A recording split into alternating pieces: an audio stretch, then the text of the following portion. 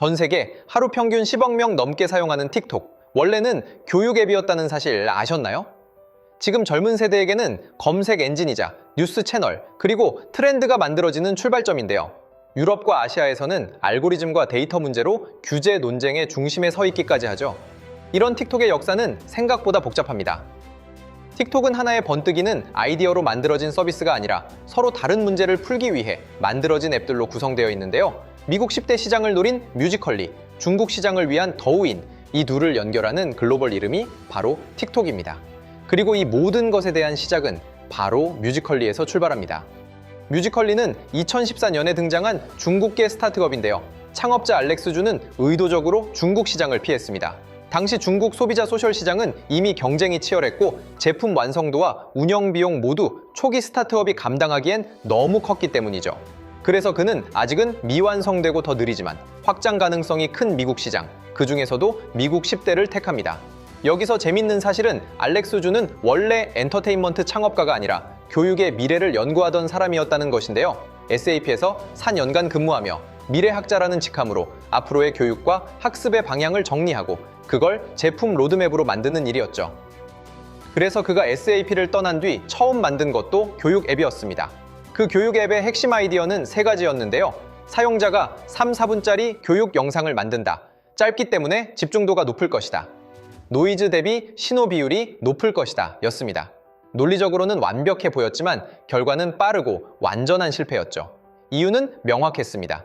만드는 사람에게는 3, 4분짜리 교육 영상이 생각보다 훨씬 힘들었고 보는 사람에게 교육은 본능적으로 필요한 행위였습니다. 사람들은 자기와 크게 상관없는 100개의 주제를 위해 3, 400분을 투자하지 않았죠.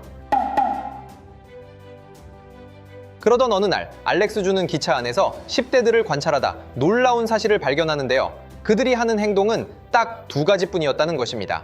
음악을 듣거나 소셜미디어를 스크롤하는 거였죠. 그 순간 그의 뇌리에서는 실패했던 교육 앱의 모든 조각들이 연결되었습니다. 그래, 이 둘을 합치자. 이미 교육 앱을 만들며 영상 제작 도구와 인프라는 갖춰진 상태였기 때문에 최종적인 뮤지컬리는 불과 한 달 만에 출시됩니다. 뮤지컬리가 직면한 첫 번째 문제는 바로 콘텐츠의 생산량이었는데요. 대부분의 UCC 플랫폼에서 콘텐츠를 만드는 사람은 전체 사용자의 한 자릿수 %에 불과합니다.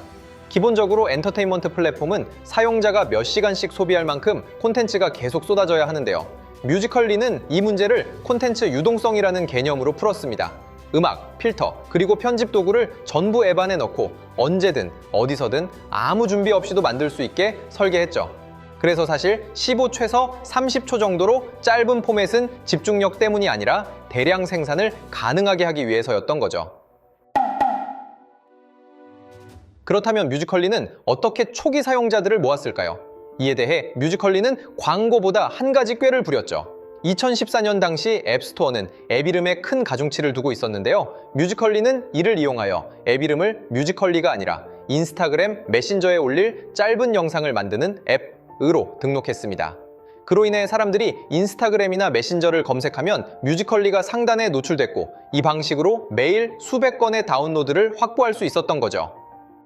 2016년 마침내 뮤지컬리가 미국 앱스토어 1위를 기록하자 중국의 기업 바이트댄스는 즉각 비슷한 서비스를 만들게 됩니다. 그렇게 해서 단 60일 만에 출시한 서비스가 바로 더윈인 것이죠. 더윈은 불과 출시 1년 만에 사용자 1억 명을 넘기며 중국 시장을 장악합니다. 그리고 결국 뮤지컬리는 2017년 바이트댄스에 의해 10억 달러에 인수되죠. 이 인수를 기점으로 두 서비스는 점차 하나의 구조로 합쳐지고 마침내 우리가 아는 글로벌 이름 틱톡이 전면에 등장합니다.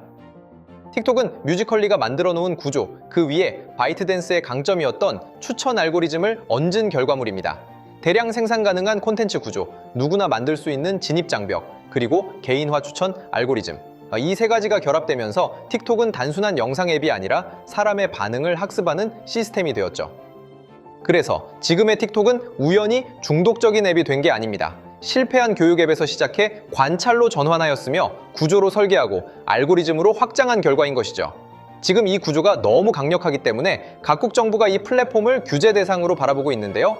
한편으로는 동시에 수많은 브랜드와 크리에이터가 이 구조 안으로 들어오고 있습니다. 어쩌면 틱톡은 교육의 본질을 누구보다 깊이 이해했던 사람이 사람을 가르치는 대신 사람의 행동을 학습시키는 방향으로 만든 가장 정교한 시스템일지도 모릅니다. 여러분은 어떻게 생각하시나요? 틱톡은 단순히 잘 만든 엔터테인먼트 앱일까요? 아니면 교육 전문가가 설계한 최대의 몰입 시스템일까요? 여러분의 생각을 댓글로 남겨주세요. 더 많은 서비스들의 숨은 전략과 성공 이야기를 보고 싶다면 구독과 좋아요, 알림 설정 부탁드립니다. 지금까지 비즈토리였습니다.